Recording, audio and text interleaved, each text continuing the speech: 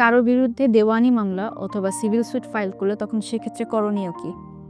যদি এরকম কোনো মামলা অথবা কোনো স্যুটের নোটিশ আপনি পান, তখন সেক্ষেত্রে আপনি প্যানিক করবেন না। সর্বপ্রথম আপনাকে যে নোটিশ অথবা সামনটা ইস্যু করা হয়েছে সেটা আপনি ভালোভাবে যাচাই করুন। কোন আদালত, মামলার নম্বর, পরবর্তী শুনানির তারিখ এবং বাদীর দাবি কী, এই বিষয়গুলো আগে বুঝতে হবে।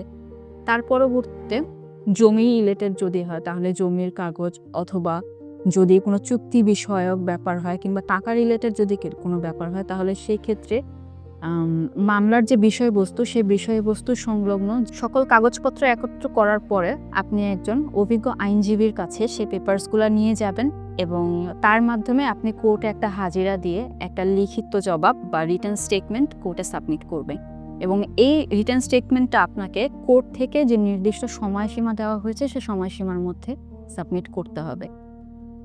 কারণ একটা সমন দেওয়ার প্রধান উদ্দেশ্য হলো বিবাদী যেন কোর্টে এসে বাদীর দাবিগুলোর বিরুদ্ধে তার বক্তব্য পেশ করতে পারে। তাই আপনি অবশ্যই নির্দিষ্ট সময়ের মধ্যে আদালতে হাজিরা দিবেন, কোনোভাবেই যেন তারিখ মিস না হয়।